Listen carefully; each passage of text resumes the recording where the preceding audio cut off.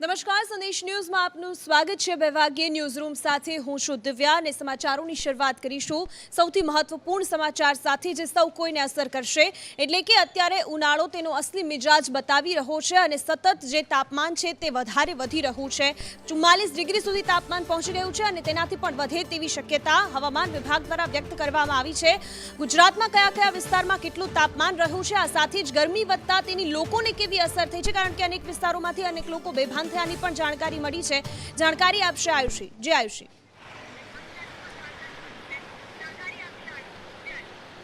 બિલકુલ દિવ્યા, એટલે અત્યારે જે રીતે કાળઝાળ ગરમીનો પ્રકોપ જોવા મળી રહ્યો છે, ગઈકાલે હાઈએસ્ટ ટેમ્પરેચર કંડલા ખાતે 45 ડિગ્રી નોંધાયું હતું અને હવે અમદાવાદની વાત કરીએ તો અમદાવાદમાં પણ હવે કાળઝાળ ગરમીનો પ્રકોપ છે તે શરૂ થઈ ગયો છે। હવામાન વિભાગ દ્વારા પણ રેડ એલર્ટ આપવામાં આવ્યું છે।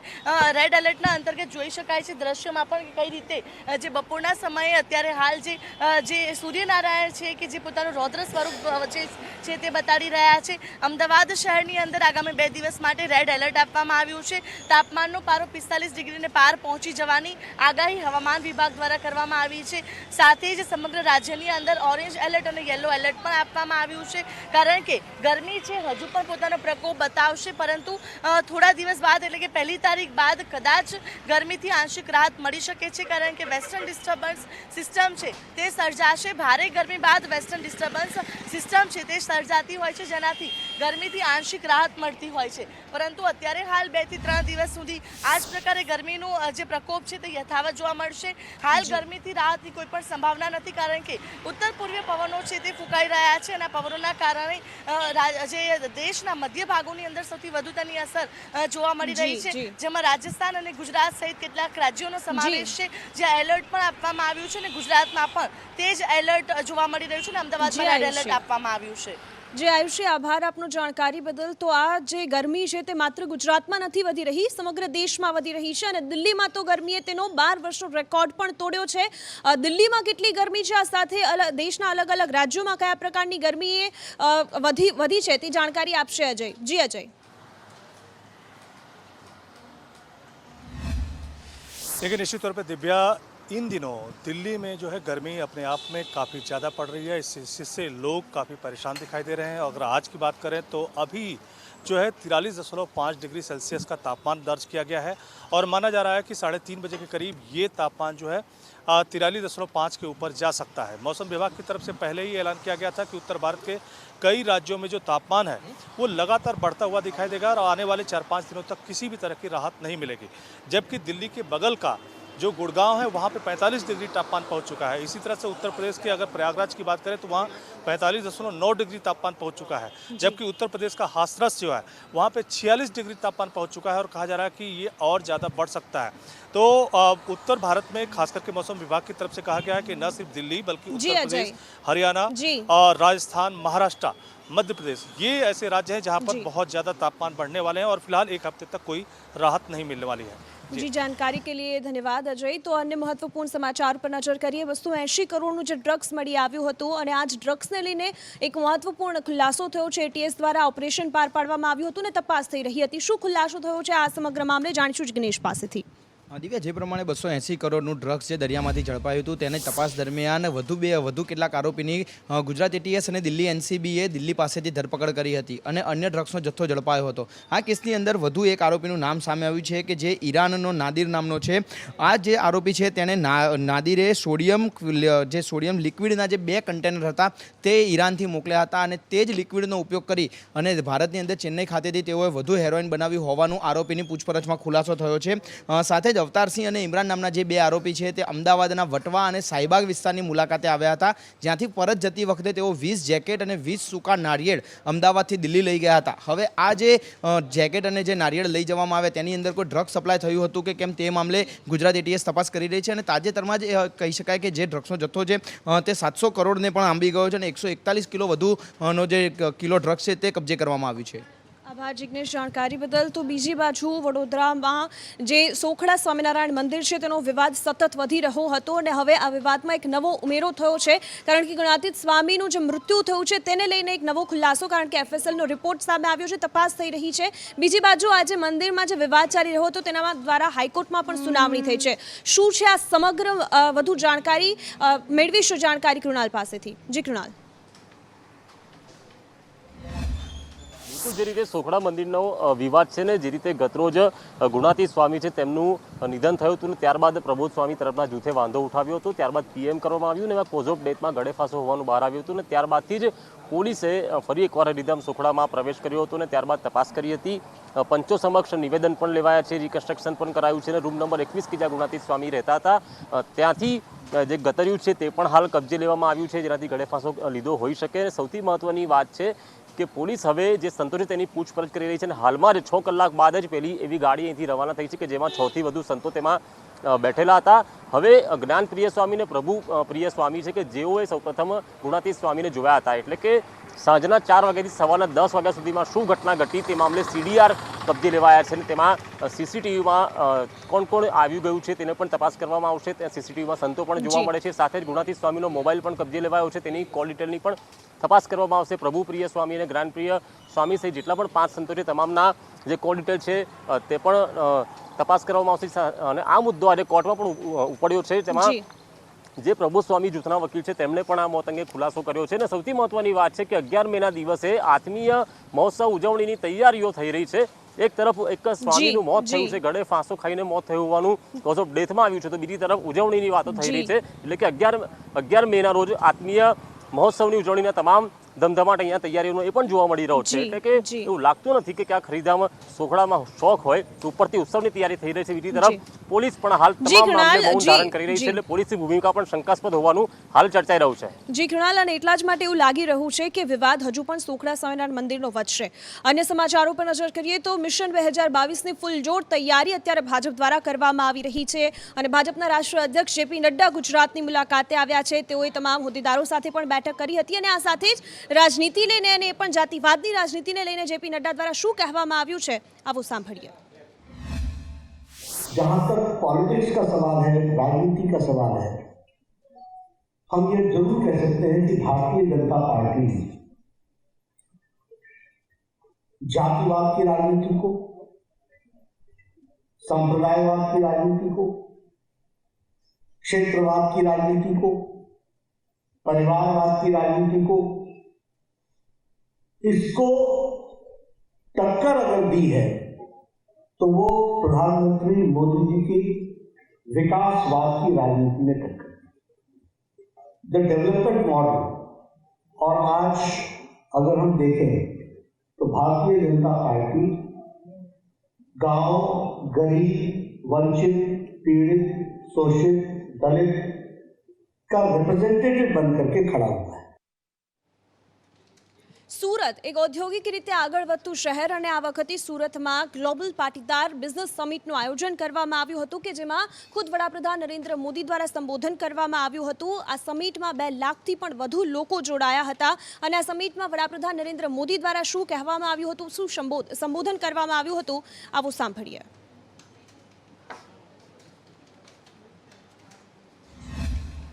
अपनी नीतियां, अपने एक्शन के माध्यम से सरकार का निरंतर प्रयास है कि देश में ऐसा माहौल बने कि सामान्य से सामान्य परिवार का युवा भी एंटरप्रेन्योर बने, उसके सपने देखे, वो एंटरप्रेन्योरशिप पर गर्व करे. Make in India, make for the world, इसको नए भारत की नई संस्कृति बनाने के लिए मैं समझता हूं काम किया जा रहा है. તો દેશભરમાં રામનવમી અને હનુમાન જયંતિ બાદ જે હિંસાઓ ફાટી નીકળી હતી અને સમગ્ર દેશમાં તેને લઈને એક વિવાદ છેડાયો હતો અને આ જ વિવાદને લઈને આજ વધતી હિંસાઓને લઈને આરએસએસના ચીફ મોહન ભાગવત દ્વારા નિવેદન આપવામાં આવ્યું છે અને તેમણે કહ્યું છે કે હિંસા જેટલા પણ લોકો ફેલાવી રહ્યા છે તેમને સાંખી નહીં લેવામાં આવે। શું કહ્યું હતું મોહન ભાગવત દ્વારા અને અન્ય શું વાત કરવામાં આવી હતી જાણીશું આઝમ પાસેથી। જી આઝમ।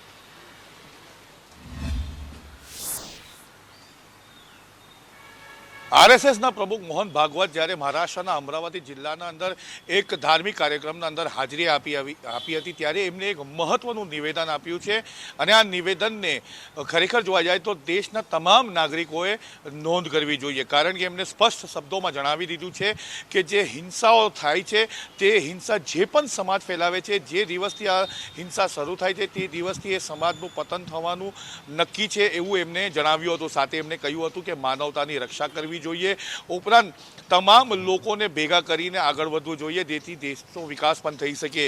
વ્યવહારિક છે કે મોહન ભાગવત જે આરએસએસના ચીફ છે તેમનું આ નિવેદનને જોતા એવું લાગી રહ્યું છે કે ભૂતકાળમાં હનુમાન જયંતિ અને જે રામનવમીના દિવસે આ જે દેશભરના અનેક વિસ્તારોના અંદર સાંપ્રદાયિક હિંસાઓ જોવા મળી હતી તેને ધ્યાનમાં રાખીને આપવામાં આવી હોય તેવી ચર્ચાઓ પણ ચાલી રહી છે। જી આઝમ, જાણકારી બદલ આભાર। તો આવો સાંભળીએ આરએસએસ ચીફ મોહન ભાગવત દ્વારા શું કહેવામાં આવ્યું હતું। हमारी बातें गलत है, किसी दूसरे का विरोध करने वाली है, दुनिया में अशांति हिंसा लाने वाली है, तो फिर हमारे लिए समय मर्यादित है। अब उसके दिन लग गए। आखिरी छटपटाहट हिंसा की तरफ, असद्भावना की तरफ।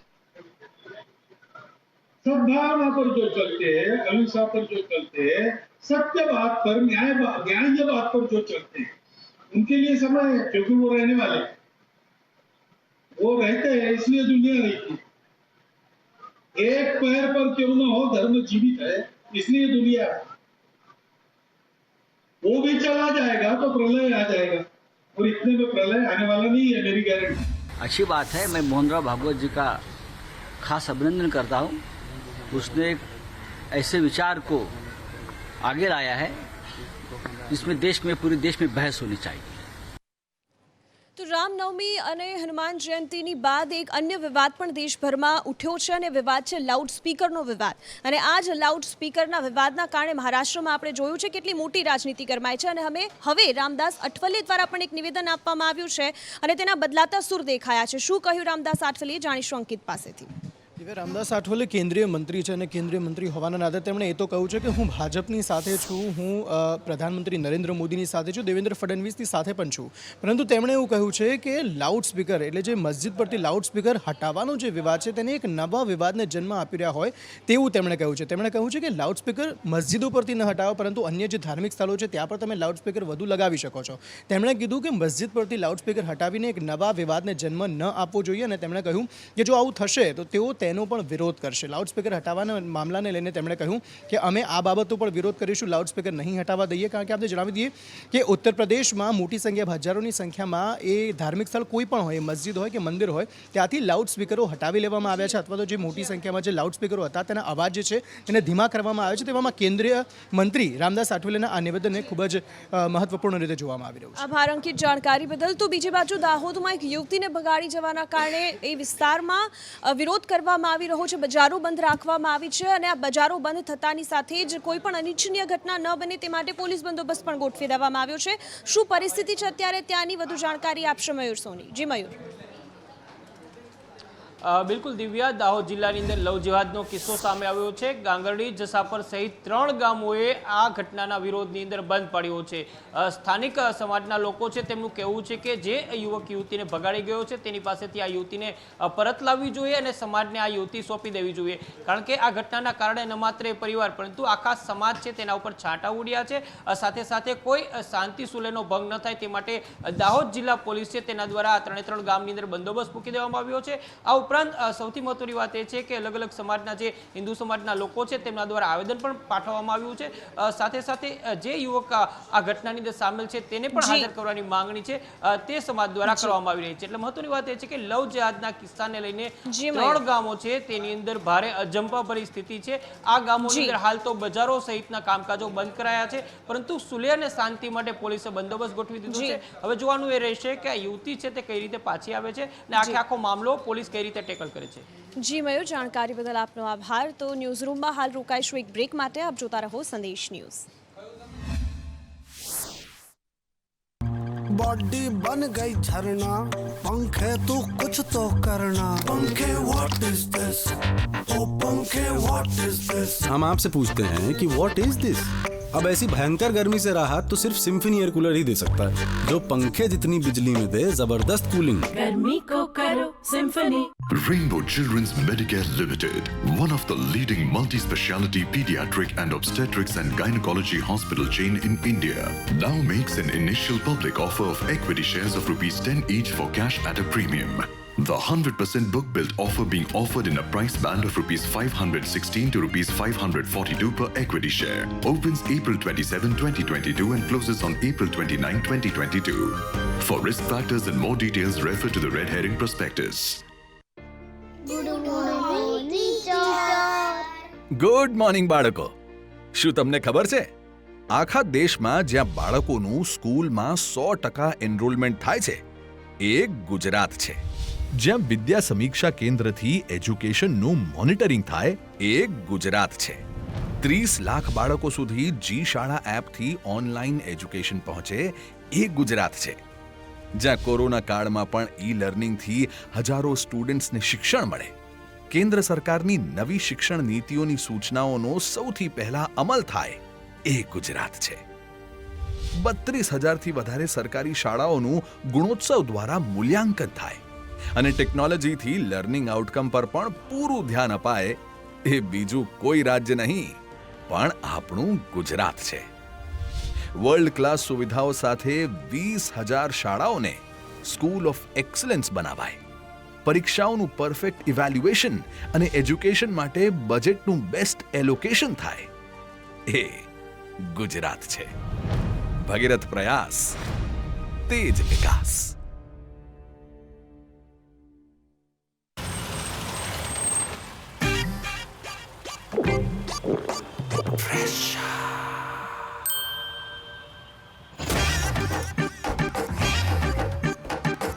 हेलो, क्या चाली રહ્યા છો?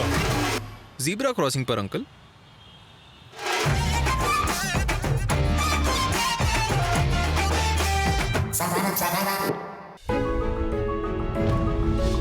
કૌશલ્યા યુનિવર્સિટીથી યુવાનોમાં ખિલશે સ્કિલ. 50,000 યુવાનોને મળશે રોજગારલક્ષી તાલીમ.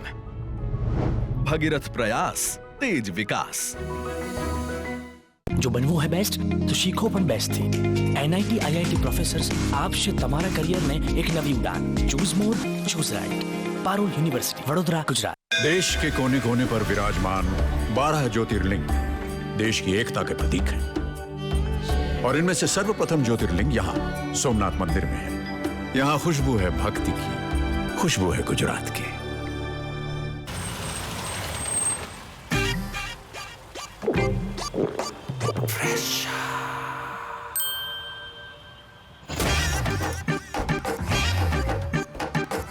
हेलो, क्या चाली રહ્યા છો?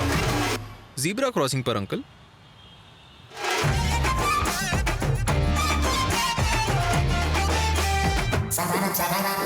શું શું મંગાવું મમ્મીજી? અરે બધું ઓર્ડર કરી દે, ચાથી લઈને ચોખા સુધી.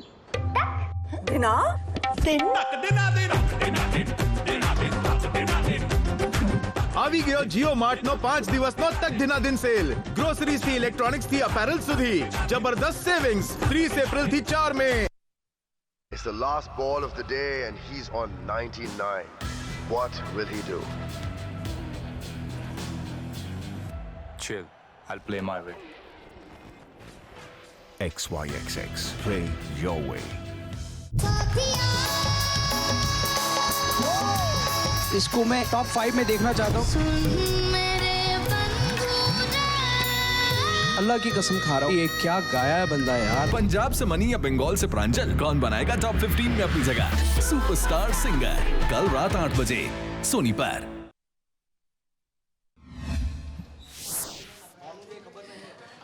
Welcome back. સમાચારોમાં આગળ વધીએ તો એફઆરસીને લઈને જે સમાચાર સામે આવી રહ્યા છે, એફઆરસીને લઈને સરકાર દ્વારા હાઈકોર્ટમાં એક જવાબ આપવામાં આવ્યો છે અને સરકારે એવું કહ્યું છે કે એફઆરસીની એક સૂત્રતા જાળવવા માટે કમિટી બનાવવામાં આવશે. આ સાથે વધુ શું કહ્યું હતું સરકારે હાઈકોર્ટમાં, જાણીશું હિરેન પાસેથી.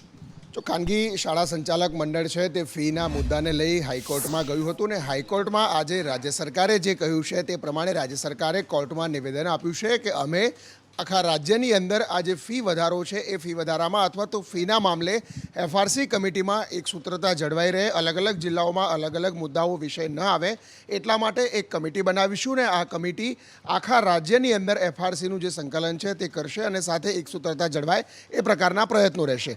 સાથે જિલ્લા કક્ષાઓની જે એફઆરસી કમિટી છે એ એફઆરસી કમિટી માટે પણ એક એસઓપી બનાવવામાં આવશે, જે એસઓપી એક સમાન હશે, જેના કારણે અલગ અલગ મુદ્દાઓ આખા રાજ્યભરની અંદર ન થાય. આભાર હિરેન. એટલે એવું કહી શકાય કે એફઆરસી કે જે વાલીઓના હિત માટે બનાવવામાં આવી હતી, હવે તેના હિત માટે અન્ય એક કમિટી બનાવવામાં આવશે. અન્ય સમાચારો પર નજર કરીએ. કોરોનાના કેસ ચિંતા વધારી રહ્યા છે કારણ કે કેસ વધી રહ્યા છે. દેશભરમાં 3000થી વધુ કેસ નોંધાયા છે અને અનેક લોકોના મોત થયા હોવાની પણ જાણકારી સામે આવી છે. શું છે અત્યારે સમગ્ર મામલો અને કેટલા કેસ અત્યારે સામે આવી રહ્યા છે, જાણીશું અવની પાસેથી. જી બિલકુલ દિવ્યા, કોરોનાના કેસોમાં દિન પ્રતિદિન હવે વધારો થઈ રહ્યો છે. છેલ્લા 2 અઠવાડિયાથી કેસમાં ઉછાળો નોંધાઈ રહ્યો છે. જો દેશની વાત કરું તો છેલ્લા 24 કલાકમાં 3377 જેટલા કેસ નોંધાયા છે અને ચિંતાજનક બાબત એ છે કે 60 લોકોના મોત નિપજ્યા છે. આ જે આંકડો છે તે વધી રહ્યો છે, 1.5 ગણો આગલા દિવસ કરતાં આંકડો છે તેમાં 1.5 ગણો વધારો નોંધાયો છે. સૌથી ખરાબ પરિસ્થિતિ કહી શકાય તો દિલ્હીમાં સૌથી ખરાબ પરિસ્થિતિ છે. ગુજરાત સિવાય દિલ્હી હોય, પંજાબ, હરિયાણા, રાજસ્થાન કે મહારાષ્ટ્રમાં કેસો વધી રહ્યા છે. દિલ્હીની વાત કરીએ તો દિલ્હીમાં 1490 જેટલા કેસ નોંધાયા છે છેલ્લા 24 કલાકમાં અને 2 લોકોના મોત નિપજ્યા છે. આ સિવાય એક્સપર્ટ્સનું માનવું છે કે ઘણા બધા પ્રતિબંધો હટાવવામાં આવ્યા છે અને માસ્કનો પ્રતિબંધ હટાવવામાં આવે છે, તેના કારણે કેસીસની સંખ્યા છે તે વધી રહી છે. આભાર અવની. અને બીજી બાજુ વાત કરીએ પાકિસ્તાનના પીએમની, કે જેના ઉપર પહેલા ભિખારી હોવાના શબ્દોનો ઉપયોગ થયો હતો અને હવે ચોરના નારા લાગ્યા છે. ક્યાં લાગ્યા છે આ ચોરના નારા, જાણીશું કૃષ્ણા પાસેથી.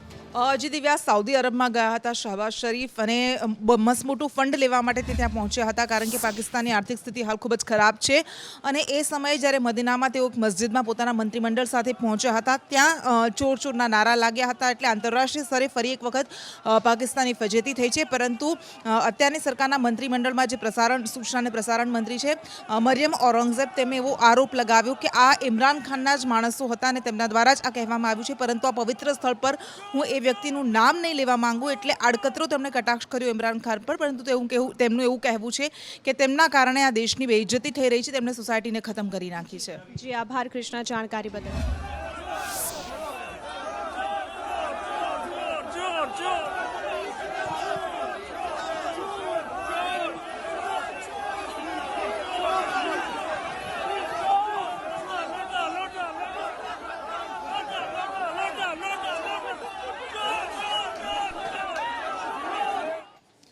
તો અત્યારે ચોર અને આ પહેલા એક સાંસદ દ્વારા તેને ભિખારી પણ કહેવામાં આવ્યા હતા ને પણ સંસદમાં.